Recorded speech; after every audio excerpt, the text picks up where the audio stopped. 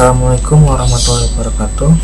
Saya Ilham Ghifari dari Prodi Sistem Informasi kelas SI 203. Ya, izin membuat video jawaban ujian akhir semester Bu dosen.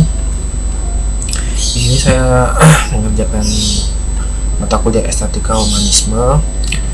Jadi menurut soal di sini untuk membuat video dengan durasi 15 sampai 30 menit. Untuk topik-topik ini saya mengambil satu topik, yaitu hot and nots, yaitu high order thinking skill dan low order thinking skill, berpikir kritis, ilmiah dan sistematis.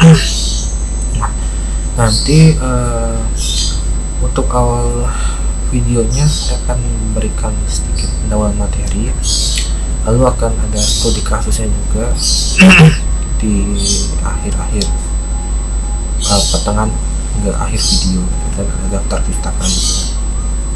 Ya. Apa itu hots and nots gitu ya? Pada dasarnya para ahli gitu ya membagi tingkat kemampuan berpikir manusia itu ada dua. Yang pertama tingkat rendah, tingkat tinggi. Untuk tingkat rendah ini bisa disebut juga low order thinking skill atau lots. Kalau yang tingkat tinggi itu higher order thinking skill atau HOTS. Nah, HOTS ini ya sebuah konsep pendidikan yang didasarkan pada taksonomi Bloom. Iya. Jadi taksonomi Bloom ini membagi beberapa tingkatan cara pola berpikir manusia dari tingkat rendah ke tingkat tinggi. Nah, berpikir kritis tujuannya apa? Yang pertama, menganalisa masalah berdasarkan data yang relevan, mengambil keputusan yang tepat dalam berbagai situasi, dapat membedakan fakta dan opini, dapat menyelesaikan masalah dengan tenang dalam situasi seperti itu ya. Menurut Pratiwi, sumber daya manusia atau SDM pada abad 21 dituntut memiliki 3 kemampuan penting, ya. Di antaranya kemampuan berpikir kritis, berpikir kreatif, dan memecahkan masalah. Oke, sekarang taksonomi Bloom ya. Jadi ini taksonomi Bloom ini mengandung ini pertama tujuan pembelajaran, rencana pembelajaran, dan penilaian, yang dimana ada juga tujuan pendidikan terbagi menjadi 3 kategori utama, yaitu kognitif, afektif, dan keterampilan psikomotorik. Ya, lalu pengertian taksonomi Bloom itu apa? Itu klasifikasi bidang ilmu, kaidah dan prinsip yang meliputi pengklasifikasian objek. Taksonomi ini bertujuan untuk mengklasifikasikan materi atau tujuan dari pendidikan. Nah, pada dasarnya gitu ya, bentuk diagramnya seperti ini, piramidanya. Nah, jadi maksudnya ini apa? Jadi gini, taksonomi kognitif ini dari yang terendah, namanya C1, itu ingatan atau remember. Jadi dari seseorang itu setidaknya gitu ya, paling rendah mampu mengingat sesuatu, apapun itu, mampu mengingat sesuatu, entah itu misalkan mengingat informasi gitu ya, mengingat materi gitu. Lalu setelah mengingat masuk ke C2 itu adalah pemahaman, understanding. Jadi dia tidak sekadar mengingat, tapi mampu memahami apa informasi yang didapat tersebut. Setelah memahami, jika dia mampu memahami, maka dia akan lanjut ke C3. C3 itu menerapkan, applying, atau istilahnya mengimplementasikan gitu ya, dalam kehidupan sehari-hari. Jadi dia tidak hanya mengingat atau paham saja teorinya, tapi juga dia praktek atau menerapkan apa yang dia pahami dari informasi tersebut. Lalu di sini kita mulai masuk ke high order thinking skill. Jadi C1, C2, C3 itu termasuknya ke low order thinking skill. Lalu mulai C4 ini masuklah ke analisis. Jadi setelah dia menerapkan teori dan praktek, dia mampu menganalisis apa yang dilakukan tersebut, dampak, akibat, sebab. Dia mampu menganalisis. Setelah dia mampu menganalisis, tingkat lebih tinggi lagi itu mengevaluasi. Jadi dia setelah menganalisis kekurangannya, kelebihannya di mana, lalu dia mampu mengevaluasi gimana caranya yang dilakukan tersebut mampu mendapatkan hasil yang lebih maksimal lagi gitu, lebih efektif dan lebih efisien lagi. Dan jika dari C1 sampai C5 sudah matang, sudah sangat mampu si manusia tersebut, maka tingkat tertinggi adalah kreasi, creating, membuat sesuatu yang baru. Jadi ini merupakan tahapan taksonomi kognitif yang paling tinggi, gitu ya, piramida tertinggi, berkreasi. Jadi dia mampu membuat sesuatu yang baru, memecahkan masalah dari misalkan ada suatu masalah yang terjadi, dia mampu membuat suatu solusi untuk masalah tersebut. Jadi dia membuat sebuah kreasi. Nah,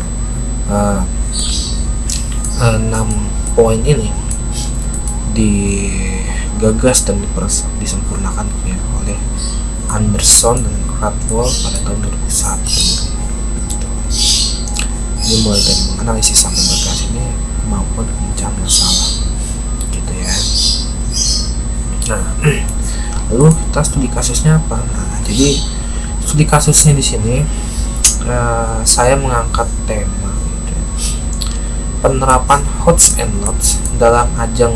Jadi ruang guru itu mengadakan suatu event gitu ya, yang bernama Clash of Champions. Nah, Clash of Champions-nya apa? Jadi gini, saya jelaskan sedikit gitu ya. Jadi Clash of Champions ini berbagai mahasiswa terpintar, istilahnya itu mahasiswa terpintar se-Indonesia dikumpulkan dalam satu ruangan untuk saling berkompetisi gitu ya. Nah, ini diselenggarakan oleh ruang guru. Contohnya kita tonton video sebentar gitu ya. Pertama di Indonesia, ruang guru yang akan menjadi medali perunggu, terus yang kedua aku dapat medali emas sekaligus perhatikan absolute winner. Halo, namaku Nasita. Aku dulu absolute winner atau medali emas satunya OSN Geografi 2021. Lalu aku dapat perak di IGO Paris 2022. Dari sedikit review pesertanya aja udah terlihat ya, mereka ini orang-orang yang termasuk pintar ya, sangat pintar, mampu mendapatkan medali perak di Olimpiade di Paris gitu ya. Dan juga dapat the best sport representation. Aku ikut Clash of Champions ini karena dulu waktu SMA aku pernah ikut ruang guru dan kebetulan juga pakai Brain Academy online. Dan kebetulan juga aku di tahun 2022 waktu SMA pernah mendapatkan medali emas di kompetisi sains ruang guru tingkat nasional di bidang matematika. Universitas Diponegoro. Jadi artinya apa? Mereka ini udah masuk orang yang mampu menerapkan HOTS gitu ya, bukan hanya LOTS ya, HOTS. Karena apa? Di setara Olimpiade pasti mereka sudah menerapkan namanya menganalisis. Ya mungkin dong kelas Olimpiade hanya mengingat memahami saja, pasti mereka menganalisis dari berbagai macam soal yang ada, menganalisis masalah seperti apa, mengevaluasi bagaimana cara mereka mengerjakan, dan akhirnya mereka mampu membuat satu cara tersendiri untuk mengerjakan soal tersebut. Mereka mampu berkreasi. Oke. Universitas. Jadi kita langsung aja coba lihat gitu ya, bagaimana sih cara mereka mengerjakan soal seperti apa. Atau mungkin ribuan. Pada tantangan ini, para champions harus membuktikan kecepatan dan ketelitian dalam operasi penjumlahan. Terdapat 3 ronde permainan. Di setiap ronde, 10 champions tercepat yang berhasil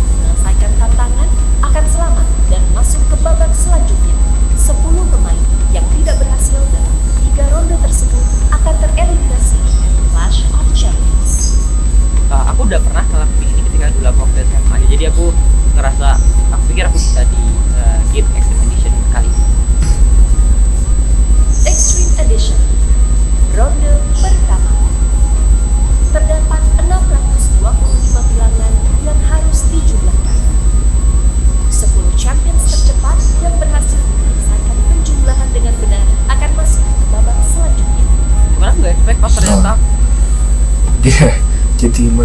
dia disuruh menghitung 625 bilangan yang ada di kertas soalnya gitu ya. Itu jika yang mengerjakannya tidak mempunyai kemampuan HOTS gitu ya, itu waktunya berapa lama untuk menghitung segitu banyaknya angka. Nah, disinilah HOTS berperan, karena jika hanya menghitung secara manual gitu ya, tidak mungkin, pasti ada istilahnya pola atau trik tersendiri untuk mengerjakan soal tersebut. Nah, oleh karena itu mereka harus menganalisis bagaimana soal tersebut bisa dikerjakan. terus sedikit kaget aku juga tetap terus Kaget karena udah lama banget nggak menghitung angka sebanyak itu secara manual. Yang paling challenging ini sih ketelitiannya, jadi kayak dia kan disediain angka ya, angkanya tuh kayaknya nggak tahu sih ada berapa, banyak banget.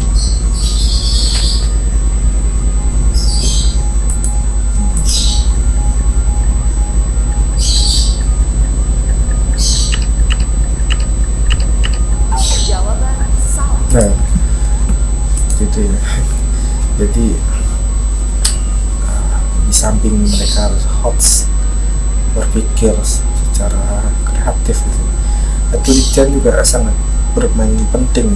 Jadi ini bisa dibilang acara yang sangat HOTS tingkat tinggi gitu ya. Gitu. Nah, jadi kira-kira seperti itu.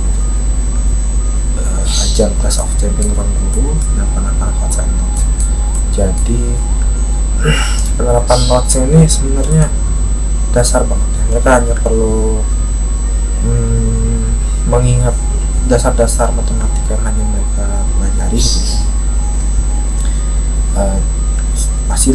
Pasti mereka paham gitu dengan apa yang mereka pelajari, dasar-dasarnya, dan mampu mengaplikasikan juga. Cuma yang jadi masalah adalah di Clash of Champions ini mereka harus menganalisis, sudah masuknya ke HOTS.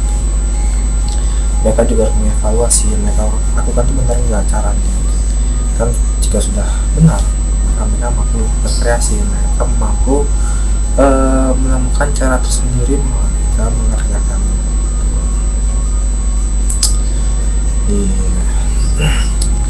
Kita coba lihat lagi gimana mereka itu menemukan pola.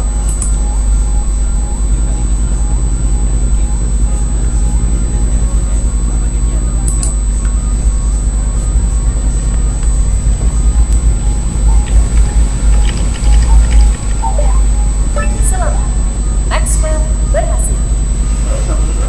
yang menang tetap saya. Bener kayak yay, akhirnya ada menghitungnya nggak hangus, menghitung di babak-babak selanjutnya. 4 tempat tersisa. Jawaban salah. Jawaban salah. Jawaban salah. Jadi di ronde ini sebenarnya gini, mereka tuh dikasih banyak angka, disuruh jumlahin sama gitu. Cuman di ronde kedua ini ada pola tersendiri. Jadi setiap polanya itu berjumlah sama, mereka cuma perlu mengkalikan saja. Cuma ada satu pola yang hasilnya beda. Nah, jika mereka nggak teliti, hasilnya salah. Itu dituntut HOTS.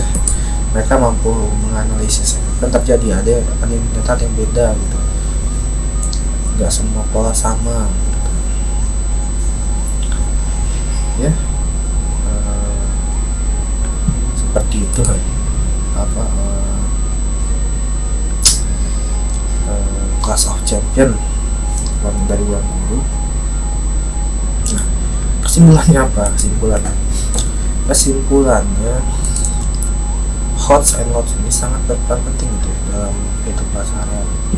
Terlepas dari hanya dalam mengerjakan soal saja, tapi dalam kehidupan sehari-hari HOTS and LOTS ini sangat diperlukan dalam menganalisis masalah terjadi dalam kehidupan. Misalkan seseorang tiba-tiba mengalami masalah yang cukup berat gitu ya, tapi dia nggak punya skill HOTS, maka bisa dipastikan dia pasti nggak mampu menyelesaikan masalah tersebut. Ini hal ini berlaku pada semua orang, setiap aspek orang dan setiap lapisan masyarakat. Semuanya harus bisa HOTS and LOTS agar mereka mampu menyelesaikan berbagai macam masalah sehingga mampu memberikan solusi akan masalah tersebut gitu. Dan hal ini sangat penting gitu. Diharapkan semua masyarakat mampu gitu ya menerapkan HOTS and LOTS ini. Nah, gimana caranya agar semua masyarakat mampu melakukan HOTS and LOTS ini? Nah, yang jelas, yang pertama perlu adanya edukasi dari pihak lembaga pendidikan ke semua masyarakat, entah bagaimana kebijakan dari masing-masing lembaga tersebut, entah melakukan seminar, mengadakan seminar gitu, atau bisa mengedukasi ke setiap tempat, misalkan didatengin, diedukasi bagaimana cara mereka mampu menganalisis tentang masalah, atau mungkin dari konten kreator di YouTube bisa juga mungkin mengedukasi lebih banyak gitu, dan pemerintah juga mendukung gitu, harus menaikkan lebih banyak support gitu, untuk para edukator maupun di YouTube maupun di sekolahan agar mereka mampu mengedukasi HOTS and LOTS lebih banyak gitu, sehingga masyarakat itu lebih terbuka wawasannya, tahu gitu apa yang harus dilakukan gitu. Ya gitu aja mungkin ya. Untuk daftar pustakanya ini ya saya ngambil dari sini, Jurnal Ilmiah Sekolah Dasar volume 4 nomor 2 2020 gitu. Karena cukup lengkap gitu ya artikel. Di sini juga diterangkan mengenai ini definisi seperti yang contoh dari yang paling hot sih menganalisis itu. Jadi dia berproses mengurai materi yang kemudian mencari kaitannya secara keseluruhan, mampu membedakan, mampu mengorganisasi, mampu mengartikulasi, mengevaluasi, dia mampu membuat keputusan, memeriksa, mengkritik, mencipta, dia mampu merumuskan, dia mampu memberikan cara pandang terhadap persoalan gitu. Memproduksi juga. Jika mau lebih lengkap bisa di sini itu Jurnal Ilmiah Sekolah Dasar volume 4 nomor 2 tahun 2020 PP 2009. Sampai di sini ada studi kasusnya juga gitu. Dia analisis sekolah dasar nilai-nilainya gimana. Jika ada beberapa soal HOTS mampu melihat kerjaan berapa gitu. Jika tadi dihitung dengan rumus ini, jika masuk ke kategori HOTS maka mau dikatakan siswa yang berintelektual tinggi gitu. Itu diagramnya juga. Iya. Baik, segitu aja dari saya itu. Jika ada kesalahan kata atau mungkin ketidakjelasan dalam menyampaikan materi, mohon maaf dimaklumi, saya masih kurang ilmu gitu, saya harus belajar lagi. Demikian dari saya. Wassalamualaikum warahmatullahi wabarakatuh.